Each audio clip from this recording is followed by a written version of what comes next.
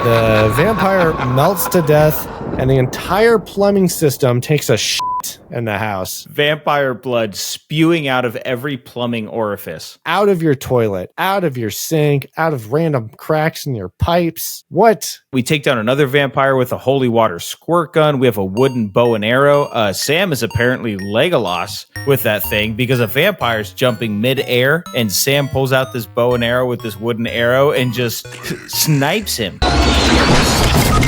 And then he falls back onto an audio system and electrocutes himself, and then his head explodes. Yeah. Hey, what's poppin'?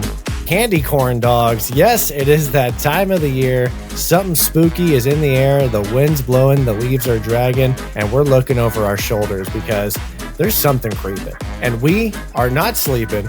We are straight up here. We are popping off. Nick, it's October. It's spooky season. I was going to call it Rocktober, but you know what? This is Poptober because we're popping off. Yeah, you like that. Ooh. Yeah, you like that. That's clean. See, around here, this time of year, Just Play It, we are going crazy. We're doing episodes every single week because we love horror movies. We think they're super fun to watch. They're a staple of movie watching culture. Shout out Blockbuster on a Friday night in October. It's raining. It's foggy. Maybe there's a little bit of a lightning storm outside. Who knows? It's the best time of the year. We're here, Poptober, led by Captain Pop and the candy corn dog himself. My name is James. I am a spooky ghoul, and Nick is a spooky dookie, and he is here with me. Buddy, welcome in. So excited to be here. Welcome to Poptober, baby. Thanks, buddy. I absolutely love this time of year. I know for a fact it's your favorite time of year for all the reasons you stated. For me, it's this. It's Halloween. It's the movies. It's football and it's baseball and it's all of it. And it's, you know, staying in on a cold October night and going out during the day. It's honestly, it's beautiful. And I'm really excited to talk about some movies with you. Like you said, we're going hard this month, an episode every week. That's what we have planned. And if you want to watch those episodes, first of all, we are on YouTube at Just Play It Podcast, and you need to be listening to us, subscribing to us there. You could also follow us on Instagram at Just Play It Podcast, on Twitter, now X, at Just Play It Pod, YouTube, Apple, everywhere. James is working hard for you so that during spooky season, you never go a week without hearing our takes on some of these best Halloween classics. It's so much fun. It's a lot of fun. We do it for the love of the game. Dang it, Nick. We started off our spooky season with a little bit of a transitional movie last week of Morbius, which was vampire related. This movie we're watching this week is very vampire related because, Nick, we watched for the first time for both of us, The Lost Boys from 1987.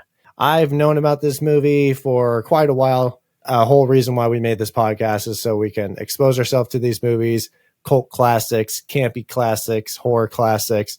This is a classic. I'm excited to get into it, but before we get into it, we have a tradition around here. We need to give our pre-pop points. So this is just our gut reaction scores, and we're going to just let the audience know how we're feeling coming into this conversation. By the end of this podcast, we might have a different opinion. But Nick, it is my turn to review first. It is, James, your turn to review first. So you pre-pop us first for our Poptober points here, friend. I want to see your board, and then I want you to give me 3 words you would use to describe this movie. I'm going to count you down from 3, 2, 1. And James, you gave this a 6.8 in some great font. Check out the YouTube. You can see it. And James, 3 words you would use to describe this one. Rockin' hot vampires. That's great. I'm selling people on this movie. Nick, it is now your turn to hit the audience and myself with your pre-pop points on the count down from 3, 2, 1. Nick, The Lost Boys, also in very decent font. You're giving us 6.5. And Nick, I need to hear your 3 words. Classic 80s banger.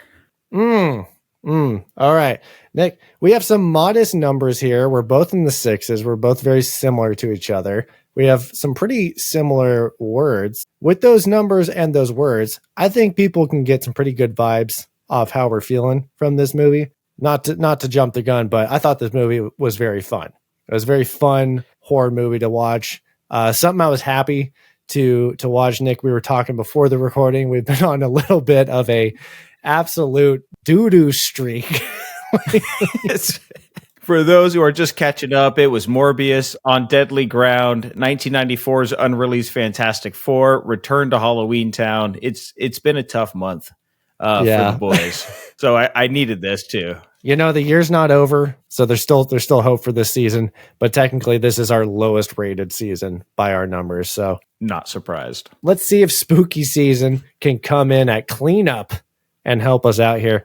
So, Nick, The Lost Boys, it is directed by Joel Schumacher. He is also the director of St. Elmo's Fire, Batman Forever, and Batman and Robin, Phone Booth, and The Number 23. These are all movies I am aware about and have never seen. So this guy has been around and he's done some stuff. But now I've seen one of his movies. Yeah, I'm familiar with those two Batman installments, St. Elmo's Fire. I remember Phone Booth coming out. I never saw it. Colin Farrell. That was when I was on a Colin Farrell kick for a while after his role as Bullseye. And then after his role in SWAT, I was like, Colin Farrell might be the greatest actor of all time. This is young Nick talking. So I remember Phone Booth coming out. He's still fantastic. So that's not a bad, that's a great take for a young boy, actually. Still a big Colin Farrell guy. Nick, this movie is written by Janice Fisher, James Jeremias, and Jeffrey Boehm. 3 J's. Wow, look at that. More on them in a bit.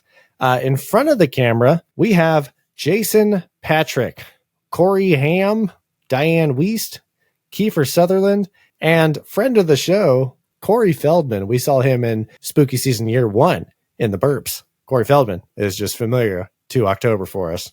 Good friend of the show. I know the Coreys did a lot of movies together. They were known as the Corey duo back in the 80s. I remember License to Drive and a couple other ones that they did. Diane Wiest was actually on a show I worked on when I was in Los Angeles called Life in Pieces. But she was obviously on the older side. She plays a mom in this movie. So when she was on the show I was working on, she was playing the grandma in the family. It was kind of like a Modern Family, same creators. And then Kiefer Sutherland, Jack Bauer from 24. My guy, let's go. Not familiar with Jason Patric, but I thought this was a nice, diverse cast on screen.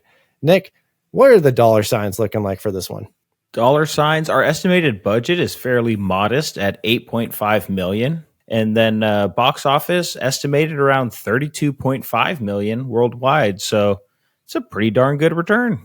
The funny thing is that budget was actually cut by $2 million from the studio after they weren't that confident in the direction that Schumacher wanted to go in. Because I'll get into it in a little bit here, but this movie's original state did drastically change from the first draft of the script. And then when Schumacher came in with his vision, the studio was like, I don't, we're going to cut 2 million because we don't want to get out of pocket here. But yeah, what a great return there. And Nick, you have one last little anecdote note about this movie. Yeah. So as we said, James, this was a first watch for us, but we were both aware of this movie. The reason I'm so aware of this movie is because it was filmed in our backyard, Santa Cruz, California, right over 17, from where we were born and raised. And anytime I went to Santa Cruz as a kid with my dad, he would point out a specific bridge. We'll call it out during plot talk, but he said, oh, that's the bridge that they would hang on from The Lost Boys. Or he'd point out an area and say, oh, this is where they filmed Lost Boys. It was always in my head, this movie, The Lost Boys. I never got around to watching it. Now I have, but it's fun to kind of put these pieces together and knowing that this was filmed. It doesn't say Santa Cruz in the movie. It's this fake town. I think we've had a conversation about filming in Santa Cruz before on this podcast and how they called it something different. Well, it was last year's spooky season, actually. It was Killer Clowns from Outer Space. You're familiar with Capitola, correct? Be a perfect place for a movie, except the city wanted nothing to do with it because when they applied for Killer Clowns, that is essentially the attitude that some of those folks had in Capitola. I could see where they would probably be resistant to any movie invading their space, but definitely to a Tacky B-rate clowns. horror tacky clown movie. Yeah, I can see Yeah. them saying, "Don't make our town a joke." That is pretty much exactly what happened, because when they applied for a film permit, Capitola police chief at the time sent a memo to Capitola city council members stating, "Do we really want a movie shot in Capitola by the name of Killer Clowns from Outer Space? It seems to me that this could do irreparable harm to the city of Capitola's reputation. Get out of here." And then so they filmed primarily in Watsonville, and then got a couple boardwalk exterior shots. And I brought that up, I think, last year. Santa Cruz, for some reason, is a magnet to horror films, because there was Killer Clowns, there's this movie, and then there's Jordan Peele's Us, which also takes place in Santa Cruz. And there's a lot of significant scenes at the boardwalk and the beach. So I thought that's kind of cool. I like that we have this kind of, like, we owe it to Santa Cruz to be scary on screen for some reason. Well, it might be because now that I think about Killer Clowns from Outer Space, it might have been because that came out in when? Killer Clowns. That was also the 80s. That was that before this? Yeah, it was 1980. No, it was after. It was 88. It was after. Okay. Yeah. Because I know that after the Lost Boys came out, and this may not have played a factor, what my dad used to tell me as a kid was after the Lost Boys movie came out, they're like, "That's the bridge." And in the movie, spoiler alert, they fall from the bridge, and you can jump off that bridge. There's water underneath it. There's a inlet river out of the ocean. It's very shallow water. Don't do it. But it's very shallow. So you shouldn't do it. But a lot of people after this movie came out would go to that bridge and jump off and fall off into the water after the movie The Lost Boys. So maybe the police chief was like, we can't do that. We can't have any more of this. The city stepped in. Yeah. We as kids would always cross that bridge, and it was always like a daring task because those gaps in between the wood boards were huge. Like your whole leg could fall in. Yeah, I remember my dad used to hang out in Santa Cruz as a kid, and he told me he's jumped off that bridge a couple times. So I was like, oh, he was a lost boy? Maybe one day I'll grow up and jump off that bridge. I never did, but we don't need to. I'm good. When that part happened, my wife was like, "If your friends jumped off a bridge, would you do it?" And I said, "Well, it really depends on the context. Like if like that bridge, if the water's high enough, high tide, maybe, yeah." Yeah, if they're my friends, like this scene, like they're kind of like, he's just hanging around with this crowd and they're like very just erratic and crazy. And I would be like, no.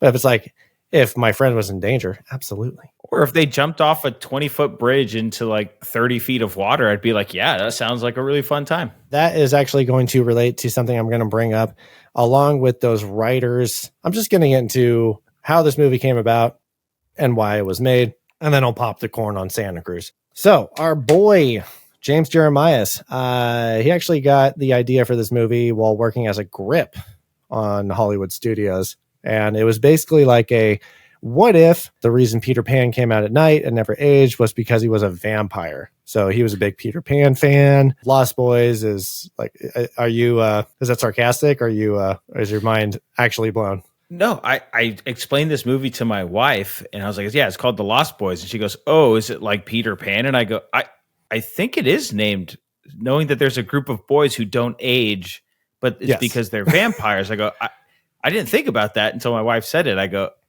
I think it is named after Peter Pan. So anyway, that just clicked for me. Continue. So he was a big Peter Pan fan, stan. And, it was just kind of like, oh, like what? Like, why is he ageless? Maybe he's a vampire. Oh, I should maybe do a little twist on that. So I don't know if it was supposed to be like a legit Peter Pan spinoff or if it was just I'm inspired by this IP and I'm just going to make my own idea. But he wrote it with his childhood friend, Jan Fisher. So that's our first J, Janice Fisher up there on our written by column. So they sold the script in January of 1985 to a company called Producer Sales Organization, who had a deal with Warner Brothers. Yeah, what is that? PSG? PSO. Oh. It doesn't matter, Nick, my bad. Because Producer Sales Organization. Where'd you get the G from? Org? I got the G from org. I don't know. Nah, yeah, I could see that. But don't worry, No. Nick. PSO went bankrupt and so they weren't around. But then Warner Brothers actually hired Richard Donner, fresh off The Goonies, to direct it. And I did see Richard Donner's name in the beginning of the credits. It said produced by Richard Donner. And I was like, oh, like the Richard Donner who directed Superman, amongst many others. And like we can see here, The Goonies. I'm also sourcing all this information from an article about the Lost Boys from Empire, so they get their credit. So Jeremias, he said, Richard Donner told him he wanted to make the boys older, old enough to drive. But what he meant was old enough to fuck. So why'd you start laughing before the punchline? Just feel it coming? He wanted to make them older, old enough to drive. But what he meant was... It sounds creepy, right? I like my boys older, old enough to drive. Like, they're still 16. But even James Jeremias reads between the lines, and he says he didn't care that they were able to drive. He just wanted them to be like sex symbols and sexy and like bring sex into it and just get hot and sweaty. Jeremias, when he wrote this with Jan Fisher, it was going to be a little bit more Goonies-esque, which makes a lot of sense, actually, because spoilers for my sarcastic selling point, I was thinking, wow, this is like the Goonies and vampires almost, like with, especially with Corey Feldman being in there. That's just like a meta reminder. Definitely just gives off Goonie energy. And then, you know, it's always like kids battling stuff and like they're in this cave and they're exploring. So I thought, oh, it's kind of like the Goonies. And now I'm reading this and I'm thinking, oh, this makes a ton of sense. So it was a lot more G-rated, PG-rated. And then Jeremiah said, you know, Richard Donner wants to make this a little bit more adult. So goodbye, Goonie energy. Hello, sexy vampire energy. Baby. Twilight, baby. And I was thinking maybe this was like, I don't think this was the beginning of sexy vampires, but definitely kept that idea alive. You know, I don't want to call it the origin, but yes, like Twilight. I've never seen True Blood or Vampire or Interview with a Vampire or Vampire Diaries. I don't know those ones, but I feel like they're probably hot. I know Morbius.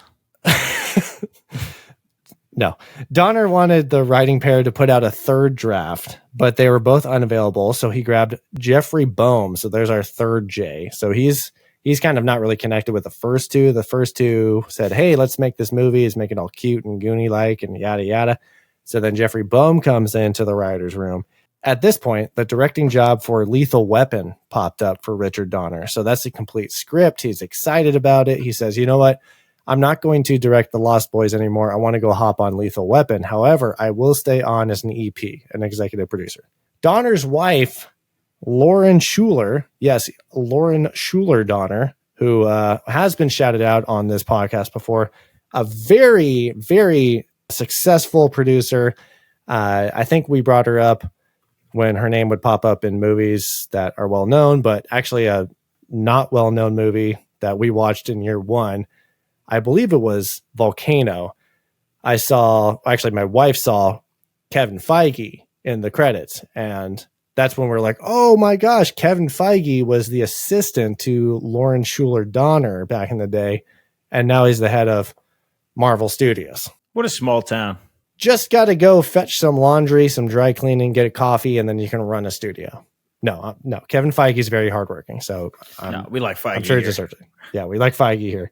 But Lauren Schuler had just produced St. Elmo's Fire, and she said, oh, the director of that would be perfect for this. So we already shouted out Joel Schumacher directed St. Elmo's Fire, very 80s, very teen movie. Kind of makes sense for the direction that the Donners are going for this one. So she's like, put him on this vampire project. Warner Brothers met with Schumacher. Schumacher originally was not on board as it was very G-rated and not his jam. And then all these ideas were sparking in his head. He's thinking, what if they rode motorcycles and they looked like a British gypsy band and they lived in a Victorian hotel that collapsed from the San Andreas fault and they're underground? And what if they like have straps and shit on their handles and they're like little tassels? How do we make it sexy? Gotta make it sexy. How do we make it sexy? He seems like a sassy, weird dude, but I thought he kind of made this film work for what it was. He brought forward the Batman nipples, right?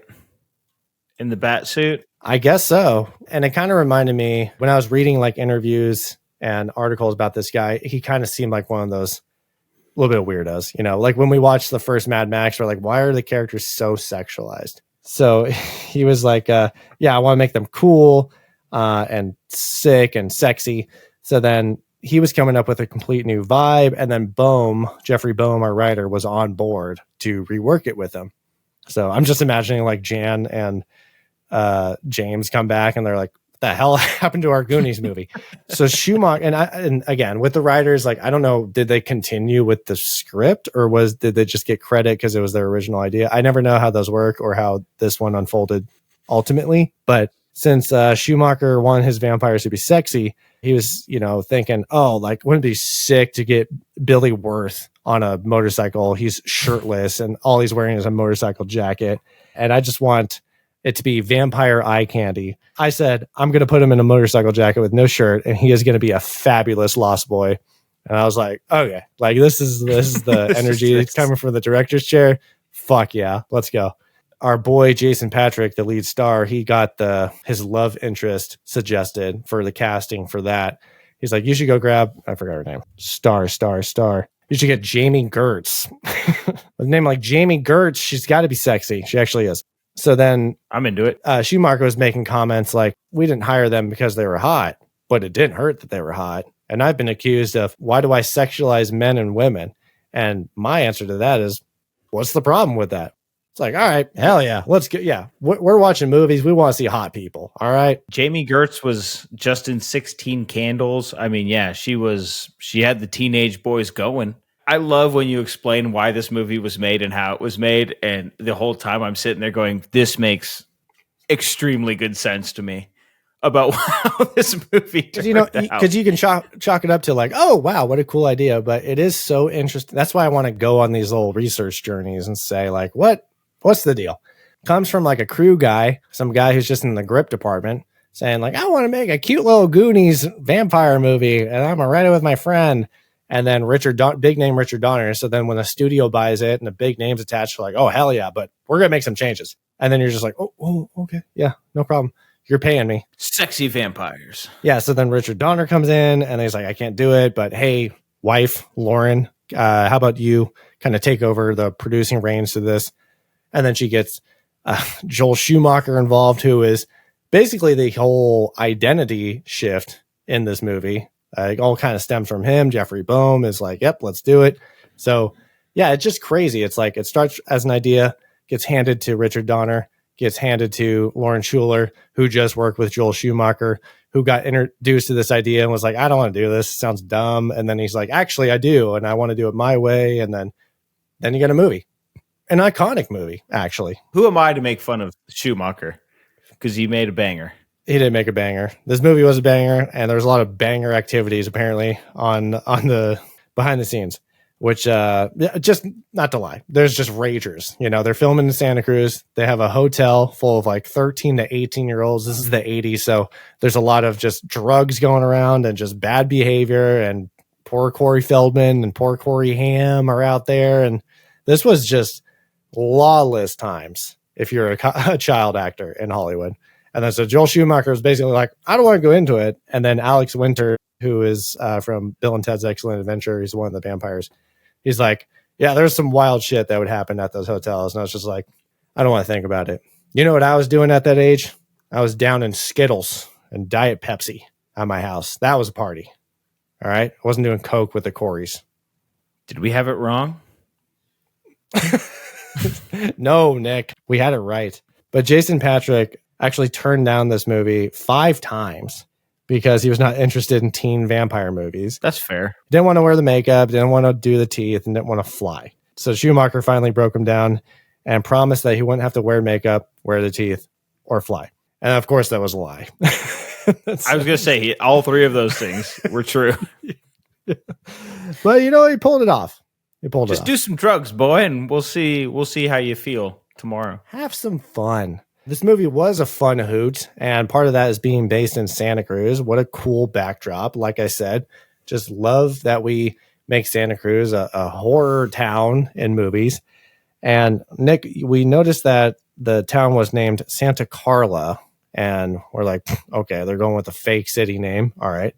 And then on one of the opening shots, they pass the welcome to Santa Carla. And then on the back, there's graffiti and it says murder capital of the world. And my wife and I look at each other and we're like, Santa Cruz is so nice.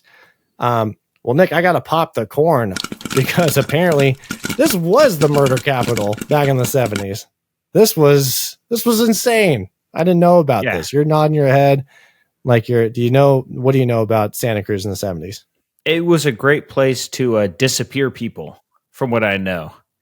That whole like Capitola area and everything.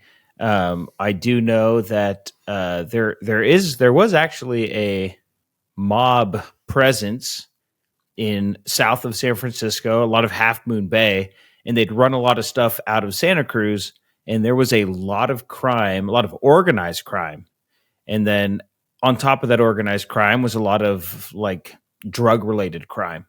And they were constantly clashing, and it was a dangerous place. Well, when I saw, murder capital of the world, I was like, this isn't like, Juarez, Mexico, or Chicago or something. St. Louis. It's Santa Cruz. Yeah. And so I was like, okay. But I didn't find anything about crime or gang related activities, not ruling that out.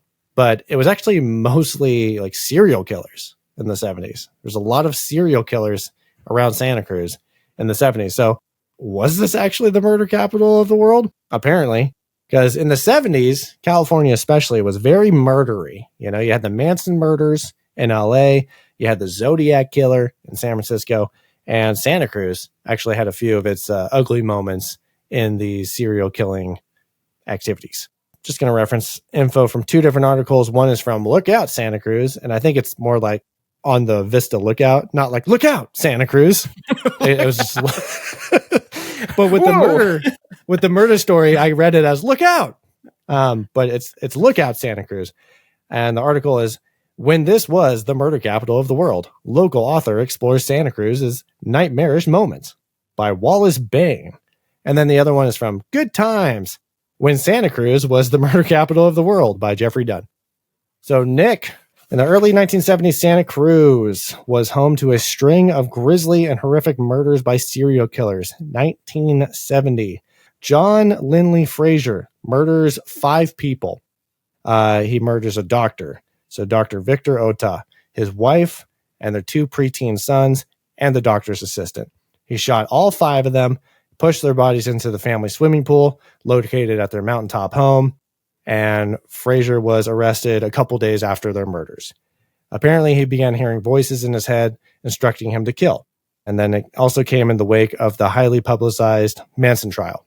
So he was convicted in 1972 when Herbert Mullen and Edmund Kemper also separately carried out their own string of serial killings. So Herbert Mullen killed more than a dozen people, including a priest in the Los Gatos Church, 4 teenagers camping in Henry Cowell State Park, an elderly man working in his front yard, just random killings. And then our boy Kemper, Edmund Kemper, murdered his grandparents as a teenager, but was released when he turned 21. Good decision. Kemper would pick up young female hitchhikers around the Santa Cruz County, and he murdered them, dismembered them, and decapitated some of them. On occasion, he would eat their flesh. So the Frazier, Mullen, Kemper killings were not the only murders in Santa Cruz at the time. A few years later, Richard Somerhalder and David Carpenter, a.k.a. the Trailside Killer, were convicted of murder in the area, as well as other few one-off cases.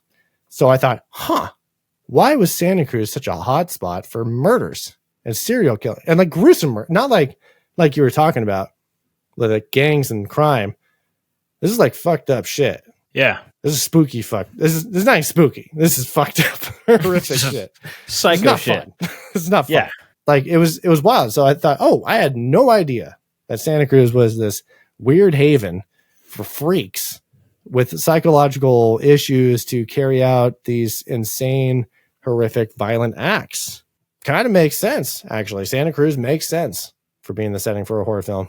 It's funny, Santa Cruz, for as much as you think of Santa Cruz and the Bay Area, Santa Cruz Beach Boardwalk, as a very like the warm California sun. Boardwalk. As much as you think of that whole stretch of California as like very like civilized and progressive and whatnot. The Santa Cruz Mountains are still one of those places where you'll find like inbred people, like Aptos, that whole area, Capitola Mountains, like that mountain range. Freaky ass mountain people out there. There's still really weird people out there. I remember when we would go out to Santa Cruz and you try to go to a local bar, and it was weird. It was weird up in those mountains there. So for as much as you think of the Bay Area is like, wow, this is like extremely modern, you get like 20 minutes outside of that up 17, and there are some folks, man. There's some areas that are straight out of a horror movie, and some people that are straight out of a horror movie with like missing teeth and webbed feet. And you're like, what? Where am I? I thought I'm in the tech capital of the world. Where did I go? Nope. So it's a weird place. You're in the mountains. I mean, when you said, it seems like a great place for people to disappear. When I'm reading these stories, I'm thinking these are literally the stories as to why our parents said, don't you dare go hitchhiking. Do not talk to strangers. Don't do that. Don't, because you're like, why would you get in a car with a rando in the middle of the Santa Cruz Mountains? What the hell? Yeah, it makes sense that this was the backdrop for this horror movie. This one's a little bit more fun and not horrific, but we want to see our slashers and murders fictionally. We don't want to see it for realsies, IRL. We don't want to find body parts. No, but they're out there. We're a couple boys that are here with you. We're not lost, but we're about to get lost in the Lost Boys. Nick, I'm going to read this log line, and then we're going to jump into spooky plot talk. Logline is, when a recently divorced mother and her 2 teenage boys move to a coastal town to stay with her father, it doesn't take long for the brothers to realize the area is a haven for something much more sinister than party-going surfers. That's exactly what we just talked about. The murder capital of the world. And we're going to jump into that coastal city of Santa Carla in spooky dooky plot talk.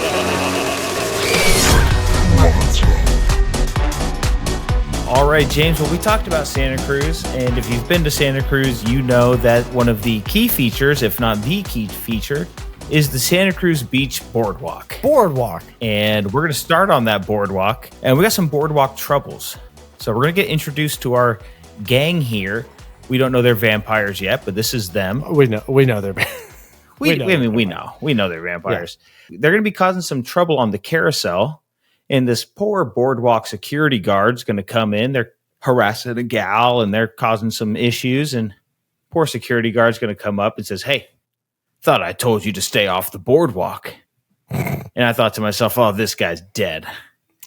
And sure enough, 45 seconds later, our guy dies, and we go, "Oh, there's trouble in this town. There's trouble on the boardwalk." Yeah, big trouble on the boardwalk. There's also this couple that we cut away to that's like making out in a car. And this is our first introduction to them. We're like, all right, these guys are also dead. Yeah, I wrote down, you got to have something go wrong at makeout point for an 80s movie. Yep. You just absolutely have to. This guy actually looked like Bruce Campbell to me. I thought it was Bruce Campbell for a moment. I was like, there's no way. It's not. But now we're going to be introduced to 2 of our main folks, actually 3 of our main folks here. We have Sam and Michael. So these are 2 brothers who are going to be moving to this fictional town we talked about, Santa Carla. They'll be going there with their mom, Diane Wiest, who is Lucy. And we're recently divorced. We're moving to a new town. Feels a little bit like Mac and Me-ish. You know, she's trying to get the boys kind of pumped up about this new town we're at. Yeah. But the town is already feeling ominous. We have missing kid posters. We have some weird characters around the town. We have The Doors' When You're Strange playing, which just adds on top of it. And then when we get to the house, our grandpa here, Bernard Hughes, who plays just grandpa, he's going to tell us this is the murder capital of the world. So we get all of it, right? We got the graffiti for it. We got grandpa telling us it's the murder capital of the world. We got weird characters, missing kids, and a montage of like transient looking people, hippies, and just kind of like counterculture people. We're setting the stage really early here that this is not one of your normal towns. And we're actually going to jump into it pretty quick because our oldest brother, Michael here, he's going to go to this like bonfire get together. It's the 80s, right? You just kind of go to this bonfire get together at the boardwalk. I think it's like an official thing because like they're performing on the boardwalk. It's like a crazy rager of a party. But Nick, what's the key feature of this performance here? Fire. Oh, I'm talking about the sax guy. I'm talking about the sax. Sax man. I was like, is that Shawn Michaels? I was like, no, that can't be him. That wouldn't place correctly for the decade. Super oily, shirtless, very, very muscular and cut saxophonist going to town, gyrating on stage, saxing, blowing his horn. And I thought, I can see the sexualizing coming in early on this one. Hell yeah, let's go. Yeah. But this is where Jason Patrick, who plays Michael, lugging around his little brother Corey Haim, who is Sam I Ham. This is when they first see Star, Jamie Gertz, and then Michael's all like, I gotta go talk to that lady. This is the hot place in town. People are having fun.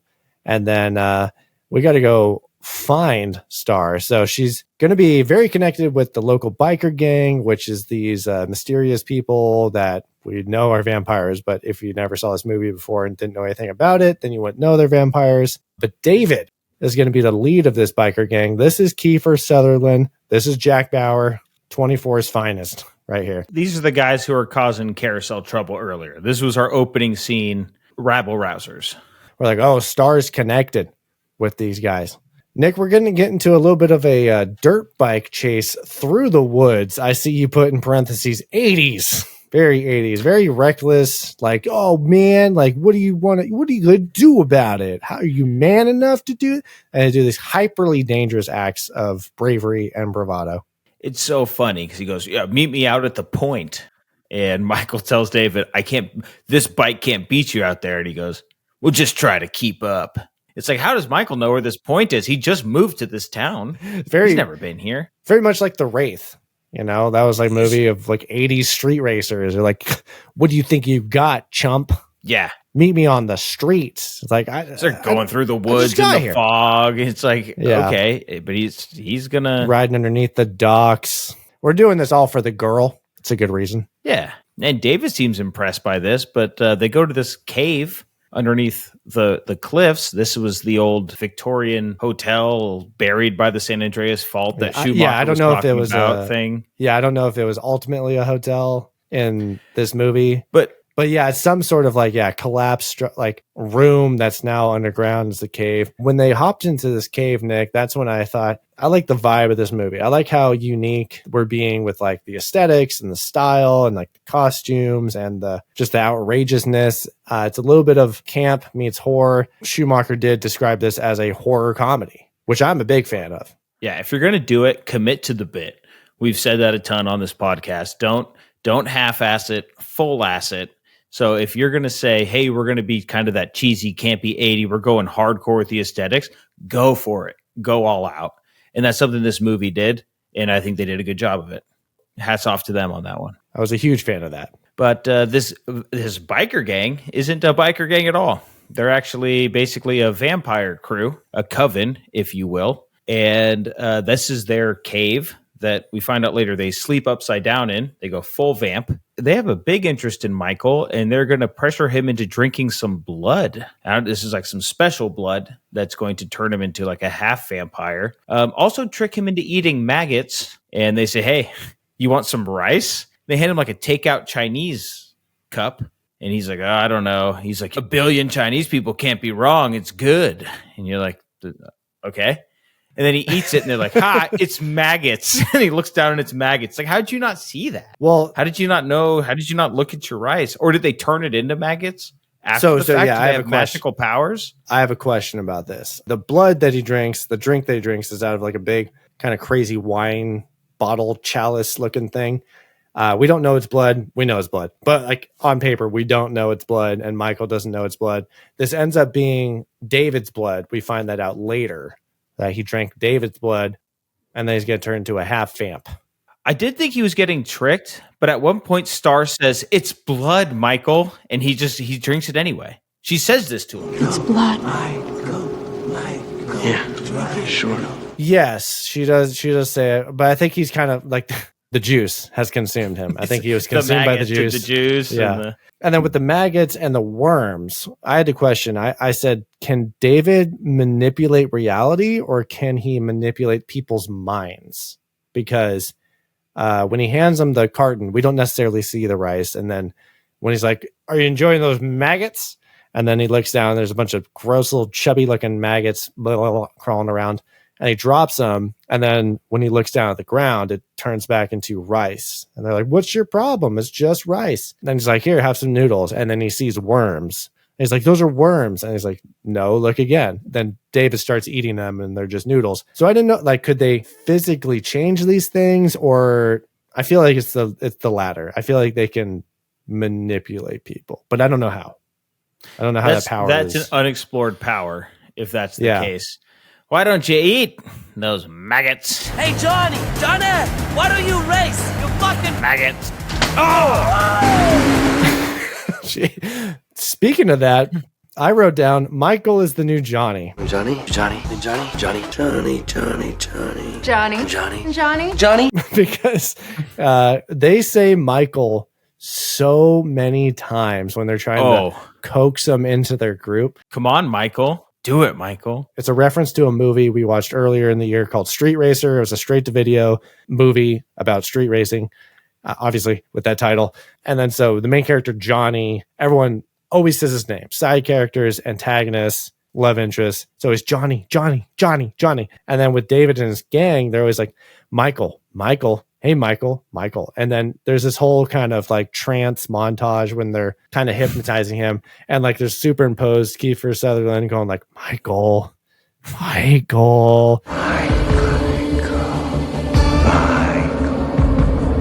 And then after this moment, my wife and I kept like, every time they said Michael, it just stuck out to us. Like even when he got home after this fucked up journey, Sam would be like, hey, Michael. How you doing, Michael? We're like, everyone's saying Michael too many times. It's a lot of Michaels. So Michael's the new Johnny. So if you haven't watched this movie, go watch it, have a beer with you, and every time they say Michael, you got to take a sip. And let's see how you do throughout the course of this movie. Well, speaking of Michael is going to start changing, and he's going to be a little bloodthirsty. He's going to be kind of out of it. He's wearing sunglasses inside. He's sleeping in a lot of the vampire cliche things. And his little brother, Sam, Corey Haim, he has been meeting with these boys, the Frog Brothers, and they run a comic book shop. They're very nerdy, and they're all into the vampire idea. So he's been reading these vampire comics. He's sort of seeing the signs, and he's going to be in the bath, and brother Michael is going to come in and get this bloodlust, and he wants to eat him. And this is where easy MVC candidate, James, spoiler alert, Nanook the Husky says, I'm not having that. He goes and takes down Michael, bites him in the hand, tackles him down the stairs. This is a protective dog, says, no vampires in my house. Saves brother from Michael's bloodlust. But now Sam knows, and the rest of this movie, we're going to have this Sam trying to save Michael, trying to save his brother, and Michael trying to fight these vampire urges. That's going to be one of the driving forces for the rest of this movie. And a beautiful part of that crisscross genre and the moment that Sam figures out that Michael is a vampire, it's very casual. It's very not urgent when he figures out that he's a vampire, because the attitude of that scene is essentially like, what? You're a vampire, Michael? Damn it. What's mom going to say? You're creature of the night, Michael. You're a vampire, Michael.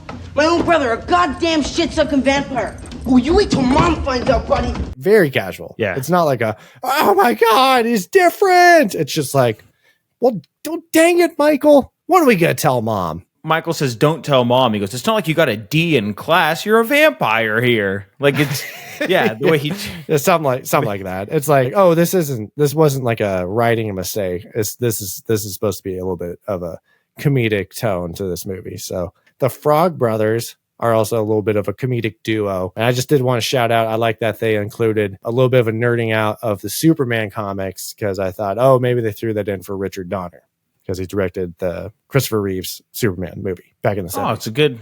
It's a nice little Easter egg there.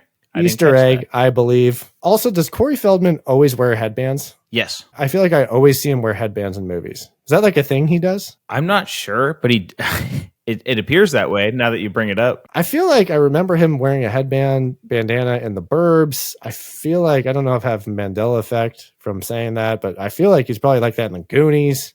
I'm going to Google it. Does he always wear a headband in movies? No. Corey Feldman does not always wear headbands in movies. He's primarily known for wearing one as the character Edgar Frog in The Lost Boys and its sequels. There's sequels? The Goonies, as Mouth, he wears a bandana, but this is not his signature headband. This is just AI overview, by the way. Doesn't wear a headband and Stand By Me. Does not wear a headband in License to Drive. Yeah, that makes sense.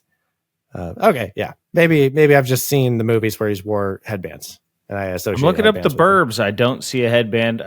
Maybe he's got one in The Burbs in a scene or two. Yeah. All right. Just an observation. Either way, well, yeah, the Frog Brothers are funny because they also clearly do an exaggerated deep voice a little bit for like a frog voice. They're a very funny duo. I can see where the Goonies inspiration was for these two. Absolutely. Also, we're going to get ourselves a Star and Michael like sex scene that felt very Joel Schumacher really just wanted that to be a part of this. Or Jason Patrick, because he loved that girl. Michael comes into the Vamp hangout, desperate for answers, and then Star is just like, shut up, we're banging. Like she just starts kissing him, and then she has sex with him. They vamp out, and we're like, all right, like I don't care. I don't care about the answers anymore of why I'm freaking out. I'm just happy I banged. Yeah. Now we have a B. I say B plot. It's not. Feels like a B plot throughout the movie when it's first introduced. It's gonna pull up to A by the end. Of our mom here, Diane Wiest. She has a new boyfriend, and he's coming over for dinner. When Michael first vamps out, they ruin her date with him, and now he's coming over for dinner. The Frog Brothers are over as well, and he's a little weird, and we get our first hint when he comes to the door, and Sam opens the door, or no, Michael opens the door, sorry, and says, hey, who are you? He goes, I'm here for dinner. He goes, oh, you must be Max. And then Max, the new boyfriend, says, are you going to invite me in? And we know, if you know vampires, they have to be invited into a home to enter. Is that part of like vampire lore? I don't know. I'm genuinely that's part asking. of vampire lore. Okay. Yeah. Is that like a famous one? Mm-hmm. As famous as like garlic and can't see your reflection in the mirror? Oh, okay. Yep. I didn't know that because he plays it off like, oh, you're the man of the house. Can I be invited in? I was like, that's a little sexist because he's a literal child and Diane Wiest is the fucking adult in the house, but okay. But it makes sense because it becomes it's a plot device for something that's going to pay off later. And Grandpa's looking as well. He notices this. He gets a little look in his eye, like, because he knows there's vampires in Santa Carla. He has made this very clear multiple times. He's aware of the vampire infestation. He reveals that at the end. Yeah, he's been aware. Spoilers: Max is a vampire. The Frog Brothers are trying to do tests on Max during dinner. So, they throw, I don't know if it was holy water. They just throw water on him. They feed him garlic. They shove a mirror in front of his face to see if he has a reflection. And he passes all the tests. So when it was revealed at the end, I was like, okay, maybe the water wasn't holy water. I don't understand the garlic and I don't understand the reflection. But does being invited into the home supersede all of those tests? Was that? I don't think so. The plot hole plug. That he's maybe the vampire leader is like has beyond superpowers for all of this. I don't know because I thought that was weird too. I'm like they didn't explore that because maybe they did the test wrong. Like, oh, the Frog Brothers, like they're still kids. They haven't conducted the test properly. Well, they do it successfully later. So I didn't know if that was just like a plot hole that they needed to justify with like a little one-liner of, oh, you invited me in, so that was your mistake. I was like, did that make him pass all the tests? I think they just wanted to have the audience write him off as a suspect. Misdirect. We're like, oh, Max is safe. Classic misdirect. So spoilers, he's not. He's not. So Sam and the Frog Brothers, they're aware that Sam has divulged to the Frog Brothers that Michael is a vampire. And so they know that they have to do something. The Frog Brothers also are very aware that there are vampires out and about. They're comic book nerds. They're like, we've read the comics. We know what's going on. there's vampires out here. Now, Michael, in the meantime, he's still doing his little, like, he's having that identity crisis of, I don't want to hurt anybody because I'm still a decent person, but also I am a vampire. James, we're going to get to what might be the best scene of the movie for me.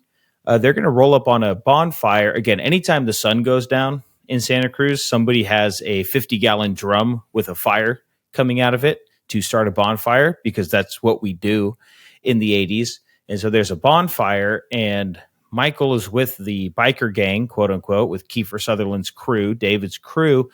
And David tells him, hey, like, you're about to see what we're about and who we are and who you are. Mm. And this is the first time we go full vampire. We see David's teeth grow. He gets that look in his eye. His eyebrows change. His whole facial structure changes.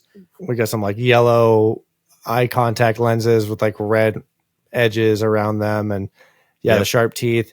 And I thought it was a great reveal of the character design, because yes, like you said, we've only seen them in human form, and we've only had those POV flyover shots of them, I guess, picking up the security guard from the air and like murdering him. But yeah, Nick, there's this pretty crazy bonfire massacre that's happening. And then I can see how this would be scary to kids back in the 80s. I don't know if it's just because like we're older and like a current generation, like we kind of like have seen like super scary stuff at this point, and we know what a jump scare is. So like I think maybe we're a little bit trained to jump scares, but it was a little bit of like, oh, like, whoa, Kiefer, you look freaky as hell. And the way he comes into the light, the lighting design, the makeup design, the crazy camera angles. I remember talking to one of my old bosses who is 10 years older than us. He said, oh yeah, I used to watch The Lost Boys as a kid, and it scared the crap out of me. It actually still scares me to this day. So I feel like if you grew up and saw that, that's kind of like one of those movies, I feel like Child's Play for us, or even like Jaws or like Jurassic Park. Like some of those scenes are still like, oh, I still get nightmares from when I first saw that when I was 9 years old. So when Kiefer Sutherland comes into the light, it's kind of like, oh, like they really waited a long time to reveal the vampire look.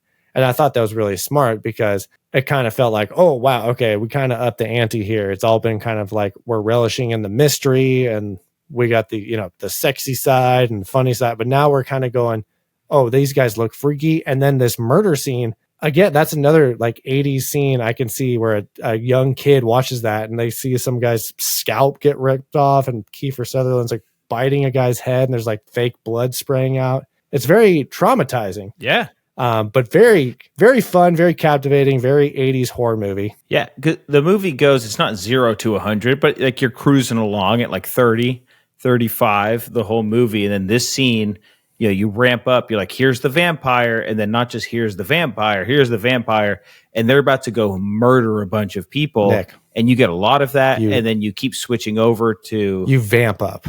You don't ramp up. You vamp up. You don't ramp up. You vamp up. And you vamp it really up. Vamps up here. It's almost the scene of Anakin on Mustafar after he gets burned and he's like, I hate you. I hate you. I hate you. But you get that like look in his eyes. His eyes are yellow. He's like trying to fight this pain. Yet like, no. And he's turning as well. And then you go over to Michael and his crew, and they're murdering. And it's a complete vibe switch where you're going like, oh, it's kind of a fun vampire mystery comedy. And you're like, whoa, hold on. Goonies. The stakes just got raised a lot here. We're kind of like avoiding the violence on screen. And then now this scene just comes out of nowhere, and you're like, oh, yes. So the danger is real. And now I know the threat. So the Frog Brothers and Sam and Michael, after all of this, say like, okay, we got to go figure out how to break this curse. We have a good idea of how to break the curse. You have to kill the lead vampire. So we're going to sneak into this vampire lair where Michael first drank the blood. And we're going to find our vampires hanging upside down, sleeping. Good jump scare there too. It's a tension builder because Sam's like, no, don't stab this human in the heart with a wooden stake, please. Because I'm not ready for that. I'm not ready to murder somebody. And the Frog Brothers are like, let's do it. I feel like that wasn't going to work because you had like a 10-year-old boy with his like 10-year-old arm muscles and like a dull wooden stake. I was like, you're not going to drive that right through somebody. It's like a tomato stake you use for your garden. Like you can't impale it's like, somebody it's like with what you that. plug into the soil to be like, this is Nick's garden. Yeah. But Edgar Frog, he climbs up and he fucking just full on just stabs this wooden stake completely through Alex Winter's character. So Bill from Bill and Ted's Excellent Adventure is dead. Their blood kind of has like this weird sparkle effect. It's like because he comes out with like covered in like viscous liquid, but there's like glitter in it. Yeah, it's like somebody mixed together like glitter, red food dye, and corn syrup. It's probably exactly what it was. But we do escape. The other vampires do wake up. Well, only David chases them. I don't know. Are the other ones still sleeping in? They didn't care about Homeboy? They're a little groggy in the morning. That'd be me. That's the vampire I would be. I would not be up and at 'em. I would be very like, oh, what the hell? Yeah, and then we get like, they're running out. They're crawling through the tight crawl space tunnel, and then David grabs the ankle and gives like, and we're like, ah. This is where it was like very Goonies-like to me. In this cave. Yes. Exploring, putting on little fake helmets, flashlights, headbands, bandanas. Yeah, so I thought, oh, okay. But then they murder somebody. I was like, this is not the Goonies. Yeah. They do end up taking Star with them as they escape, and they take this laddie who's been on these milk cartons and missing kid posters throughout. Felt like they were supposed to be Star's brother. More of a laddie was supposed to be a bigger part of the story, it felt like, and ended up not being. Yeah, they kept trying to make a big deal out of Laddie, but I was like, it's just some kid that's in here, whatever. Who turns into a vampire and then like has no resolution. They're just like, don't kill Laddie, and they're like, okay, and then you don't see Laddie the rest of the movie. They carry him into the final like he's there, and he's kind of like an issue, almost like a little obstacle at the end. But yeah, no, there's no. What happened to Laddie? It's like, what happened to anybody? Yeah, good point. So we take Star, Laddie, Michael, Sam, the Frog Brothers. We get back to the house, and we know that they're coming for Star and Laddie, and they're coming for Michael, and they're coming for the Frog Brothers who just killed their boy. And so it's time to make our final stand in the house. We're going to booby trap the house. We're home alone in that shit. So there's like a little prep montage, or like they go into a church and just like bucket out some holy water from an active baptism, and the whole church is staring at them as they're awkwardly just like picking up the holy water, and then they walk away. I thought that was funny. They're filling up squirt guns with this holy water. They fill up a bathtub, but it has a shit ton of garlic in it. The Frog Brothers are going to fight the Twisted Sister vampire, try and get him off his footing. They squirt gun him with the water, I believe. Oh, no, that's the speaker guy. No, they like splash out water out of the bathtub with the garlic in it. These kids have acquired about 80 garlics. So much garlics. It's a lot of garlic. They're pretty close to Gilroy, so maybe that's where they got it. Good catch, yeah. But our residential good boy, Nanook, that's my favorite maneuver of the movie. He yeets himself up onto this vampire and shoves him into the bathtub of garlic water. You can totally tell that someone off camera did a squat and literally threw this 100-pound dog at this actor, because the dog is like kind of contorting, like it's being thrown against its will. It doesn't want to be doing this. I'm assuming the animal wasn't harmed in the making of this movie. From a fictional standpoint, I thought that was awesome, because the nuke was not having it. He just like yeets, jumps, like kind of does like a crossbody Rey Mysterio on the vampire. The vampire melts to death, and the entire plumbing system takes a shit in the house. Vampire blood spewing out of every plumbing orifice. Apparently, if you have something go horribly wrong in the bathtub, water's going to explode out of your toilet, out of your sink, out of random cracks in your pipes. What? We take down another vampire with a holy water squirt gun. We have a wooden bow and arrow. Sam is apparently Legolas with that thing, because a vampire's jumping mid-air, and Sam pulls out this bow and arrow with this wooden arrow and just snipes him out of the air through the chest. And then he falls back onto an audio system and electrocutes himself, and then his head explodes. Yeah. And then we have David left standing. So now we have our Michael, David showdown. Grandpa introduced this taxidermy hobby that he has. He always gives Sam taxidermy pets, and Sam like just piles them up in the closet. It's a little bit of an ongoing bit throughout the movie. But he ends up killing David in the taxidermy room after having this like flying battle in the foyer main living room area. Stabs him with maybe antlers or something sharp in there. Which aren't wood. What if a vampire gets like sliced with a sword? Does that not do it? Does it have to be wood? We've watched Blade. No, it doesn't do it. It's got to be a wooden stake. Maybe it was a piece of wood or something like that. It looked like deer antlers, and I was like, that's not wood. But hey, maybe Grandpa taxidermied the deer with with wood. I don't know. Maybe. We're here. Who knows? We're here. We're stabbing vampires with deer antlers. So here we are. We killed David and Star and what's his little nuts laddie, Michael. They're like, oh, like we killed him, but nothing changed. So we thought David was our head vampire, but who comes waltzing on in? It's Max, the guy who owns the video tape store that Diane Weiss started working at and then started dating. It's revealed, oh, actually, I'm the head vampire. And then so we're like, uh-oh, how are we going to take down Max? Apparently, he's got to be super powerful. We feel like we're off our footing. We kind of exhausted all of our resources. We have no more stereos to send someone into and blow up. There's no more plumbing. So how are we going to do this, Nick? We are real quick. Max is like, oh yeah, he talks to Diane Weiss, the mom, like, oh, you were supposed to be the mother to the boys. So she's like the Wendy character, and he's the Peter Pan ish. If we're going Lost Boys, your boys were supposed to become part of the family. You were going to be the mother to the vampires. I don't know. Like he picked her out after meeting her once. Like you're going to be the mother to the vampire boys. Freak. Really weird. He's going to toss Michael to the side where all hope is lost. That was our only vampire guy that we had to fight this vampire. But you know who we forgot about in this whole scenario? Gramps. Grandpa, before when we ran into the house to start booby trapping it, Grandpa's outside sharpening wooden poles. So he it seems like he knows that like the fight is coming to him. For a second, I thought Grandpa might have been a vampire, like a good vampire. I thought that too. I think that was going to be too much of a twist for the 80s. Yeah. But he's going to take his car and ram through the front of the house, and he's going to knock one of these wooden stakes miraculously, might I add. I might have to like watch that part again.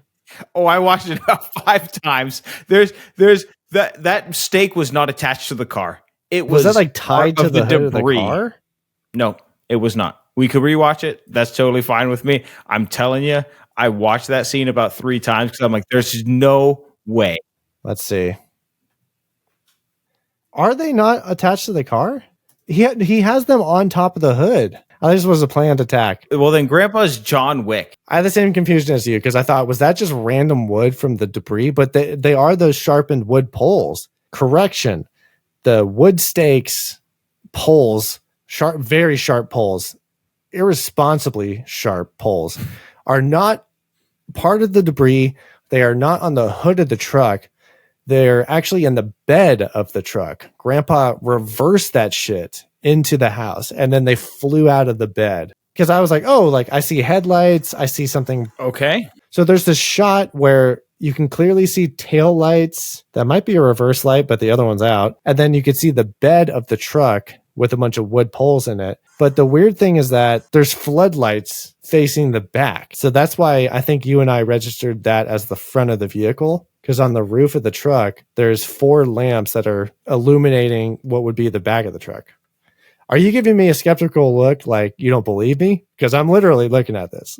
No, I believe you. I'm giving a skeptical look as far as the direction of that scene. And it sounds like they were just not on the same page. Like the stunt driver drove in. Yeah. And then There's I believe you. Where there's a stunt driver going like this. For the audio listeners, I pretended like I was reversing a car. I had my head super cocked over my shoulder like I'm backing up a rig. Because that's exactly what the stunt driver guy from the transportation department was doing. Clip it, put it in the visuals, go to YouTube, just play a podcast. You will see this. Just stunt driver looking. Yeah, that's not Grandpa, by the way. All right, that's cleared up. He knew when to come in. He crashed through. One of the stakes flew off of his car, through the heart of Max, and kills him. Into the fireplace.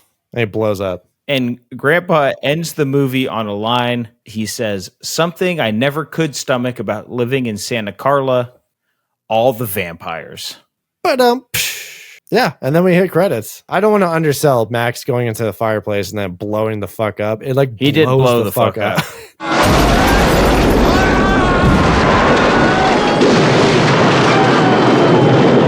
Why did they explode? By the way, Grandpa is unfazed by all of this. It's like, my house is fucked. But at least 4 vampires out of the apparent infestation are dead. Well, he killed the lead vampire, so I guess the infestation is over. But yeah, this Grandpa's apparently been fighting vampires for years. And Nick, that is The Lost Boys. We hit credits. As always, we have the funniest names in the credits. Funniest names I found were Keith Shartle and Gary Beers. The first guy must shart a lot. Second guy loves beers. Yeah, and his name it's Gary Garry and then Gary Beers. Gary Beers. Good for him. Nick, in the camera department, I also saw one of the camera operators was Mike O'Shea. And I thought, is he from Texas? Is he Texas Mike O'Shea from Escape from LA?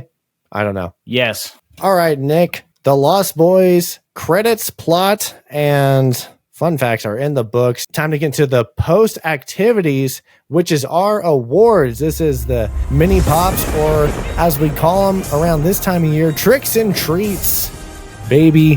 This is the best. This is the worst. Nick, we have 4 main categories with a 5th optional category. The first category is always the best weapon. Counting down from 3. I need to see what you think the best weapon is. 3, 2, 1. Nick, you said best weapon was wooden stake. And James, you said best weapon was wood. So I think we're on the same page here. I was going to say wooden stake, but I just thought wood would be funnier. Well, sometimes it's a stake, sometimes it's a pole, sometimes it's an arrow. So I was up in the air between holy water and wood stake. Originally, I had holy water written down, but as we talked about it, I thought we had more kill count with the wooden stake because we killed Alex Winter with the wood stake in the cave. We got Jack Bauer on some antlers that might be wood. That homeboy got hit with an arrow. And then the big one, Max, Grandpa coming in with like 20 sharpened poles to make sure he did not miss that shot. It was a quantity game for Grandpa. Yeah, not like Sam. Sam just nailed it with that bow and arrow. There we go. Wood stake, best weapon of the Lost Boys. So, James, I need to see your best fighter.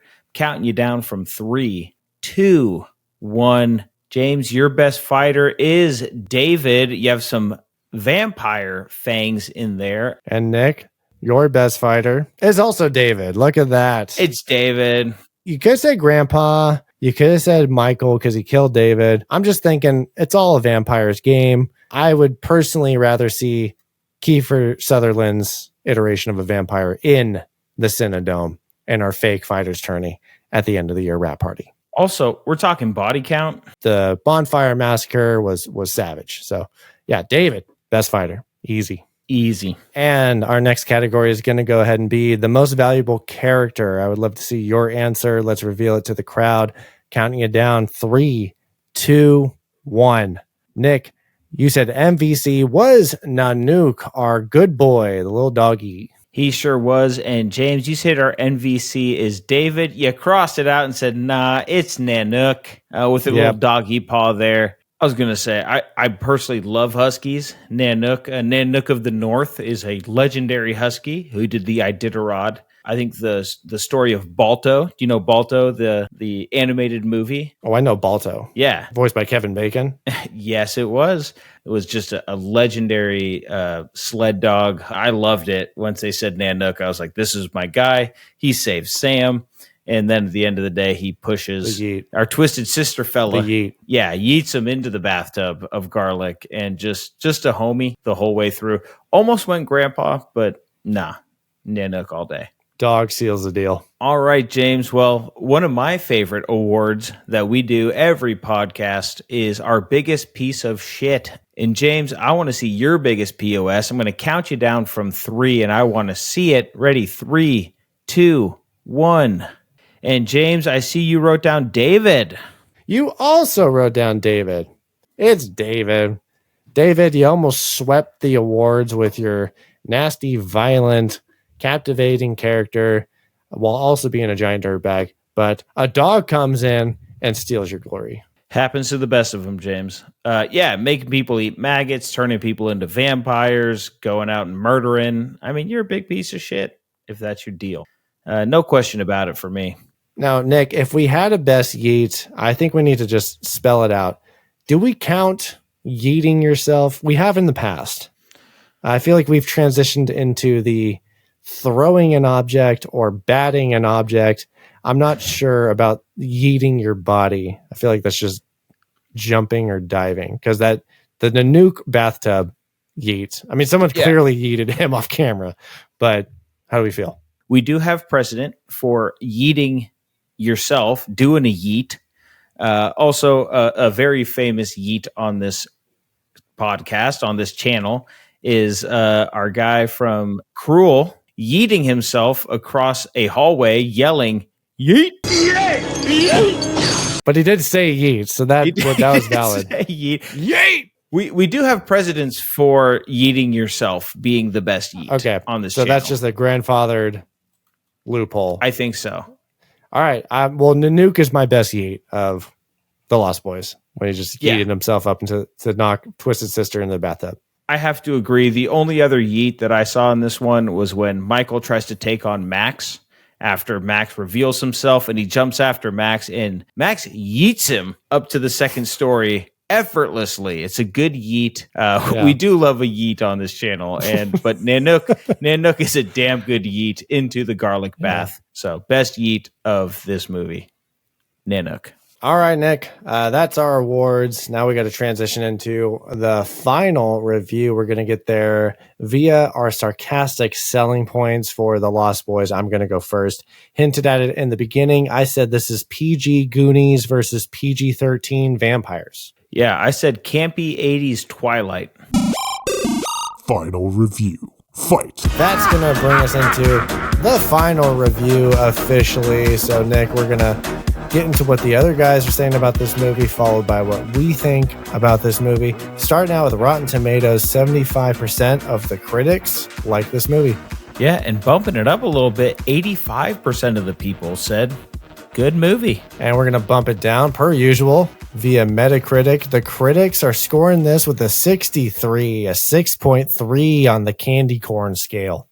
And similarly to Rotten Tomatoes, the people are going to bump it up. The people say 7.5. Yeah, pretty nice to see the Rotten Tomatoes critics and the Metacritic fans meeting each other on the same page. That's nice to see. You don't see that every time.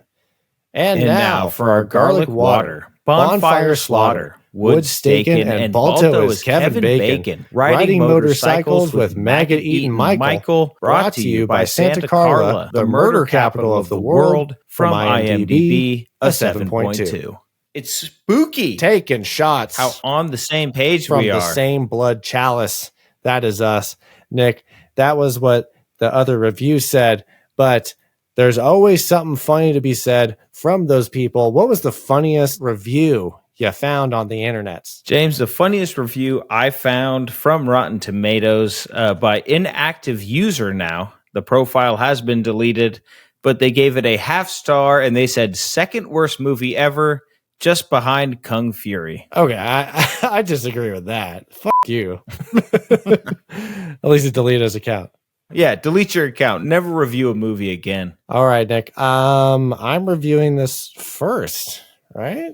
Yeah, that's what we said. Yeah. Let me hear your laughable logline, followed by your popcorn points, and then give me your final thoughts on The Lost Boys. My laughable logline is Santa Carla's vampire problem comes to a halt when Grandpa reverses his truck into his living room. Nick, I pre-popped this at a 6.8. Is that where it was at? 6.8, yep. 6.8. I think I'm going to bump this up to a 6.9. This is I believe the same score I gave The Burbs, when that movie ended, similar feelings. I thought, that was fun. That was a little bit goofy and meaningless, but I had a great time watching it. This movie had similar feelings. Like when it started, the vibe was hitting me, the uniqueness of the setting and the music and the style. I thought this movie's got swag. I can see how this is iconic to fans of this movie. It's not a movie that gets swept underneath the rug and you forget about it, like On Deadly Ground or fucking Mac and Me or Return to Halloween Town or whatever. In Time, these movies we've watched, I'm like, that's fine. But this movie, I'm thinking, oh yeah, I remember that part. Oh, I remember when they climbed up and stabbed Bill in the chest with the wood stake. Oh, like I remember Kiefer Sutherland coming into the light and looking all freaky. I remember the sexy sax guy. I laughed at these jokes. I thought the action was decent. The effects were decent. This is exactly what I'm looking for in an 80s horror movie. And this movie delivers fires on all cylinders in that sense. It's not an Oscar award winning movie, but I did think it was super fun. Definitely recommend it. Doesn't quite make the 7s for me, but in the 6s, very solid, especially high 6s for me. I'm feeling good tonight. 6.9. Nick, what do you got? Yeah, I love that. Yeah, that is the score you gave to The Burbs, and I gave The Burbs a 6.5, which is where my pre-pops were. But James, I'm also creeping up. I love that you gave it the elusive 6.9. Gotta. Because I feel like it deserves it. So my laughable logline here is, this town is full of vampires, and also like 5 people who know about the vampires. I'm going to creep this up a whole level. I'm putting this at a 7.0. Ooh. This movie's fun. I said it in my 3 words when we did our pre-pops. This is fun, 80s banger. And that's what it is, man. And maybe it's because we've had some movies that were just not fun here in the past that just felt like a slog. They felt bad, poorly put together. I can deal with the 80s camp. I know that it doesn't all hold up. It holds up well enough for me to enjoy it. Had a couple decent twists. Had a pretty good tense scene in there when they stabbed Alex Winter there through the heart. And they're talking. They keep going to his face. He's going to wake up. And they keep talking. They're like, no, don't do it. And then finally they do stab him. Like you said, it's very Goonies-ish. But it did build tension. I feel like they developed David pretty well, our antagonist. They developed our protagonist pretty well. They gave us twists, but not like, hey, middle finger to you. You never saw this coming because we didn't show it to you. They showed us Max was the big bad vampire, and they gave us a misdirection. Yeah, exactly. You never saw this one coming. You f***ing idiot. You're stupid, audience. No, it gave us a really good mix of, I'm trying to think of myself in 1987 sitting in the movie theaters going, wow, this was great. Like you said, I understand why it's iconic. It was fun. We didn't talk about it much, but the soundtrack, awesome. Just great. The visuals were fine. The kind of sexy vampire thing worked. Not my thing, but worked. So all things considered, just a flat 7. Good movie. Surprised I hadn't seen it up to this point. Definitely on a rewatch list for me. It has a rewatchability score pretty high. Big fan of this movie. Pleasantly surprised. I like The Lost Boys. It's a 7.0 even for me. Sweet. All right, cool. Well, we started out a little bit mid 6s, but we're pulling up Gen Alpha. We're going 6-7. I don't know what that means, but the kids are saying it, and I hate myself for bringing that up now. But Nick, that is The Lost Boys. We liked it. We're kicking off spooky season right. I'm so happy we're here. It's the best time of the year. We appreciate you guys listening. Thank you for watching. Don't forget to like and subscribe. Follow us on YouTube and Instagram at Just Play It Podcast. Follow Nick on Twitter at Just Play It Pod. He's the one tweeting out there. Probably some unhinged stuff. We're a problem. Just go rogue in Poptober because we're popping off out here, baby. You're going to want to be here next week. Yes, next week. We're, like we said, we're going back to back to back to back because, Nick, are we going to watch a movie? Yep. Do you know what it is? Yep. Yeah, he does. That's a little hint for what we're going to be watching next week when we do this again. Thanks for following. Thanks for listening. Thanks for watching. We are heading gone. And remember, if someone tells you it's time to vamp up, don't be afraid to ramp up the just say no in your mind. Don't drink that blood. Don't eat those maggots. And don't be a Michael. Otherwise, you're going to have to remodel that living room. Nope. I'm your worst nightmare.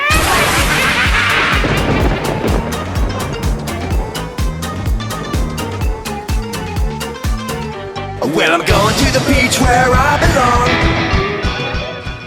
belong. Look out, Santa Cruz. Yeah, Santa Cruz. I'm just going over what we talked about in this podcast. Look out, Santa Cruz. I think the name of the newspaper was like, "Look out, Santa Cruz!" Like Vista Point, look out Santa Cruz! In the warm California sun. Boardwalk! Fuck yeah, boardwalk, Boardwalk. boardwalk, Boardwalk. boardwalk, boardwalk. Playing on that board. Playing on that boardwalk. Walking on that board. Walking on that board. Walk. Walk.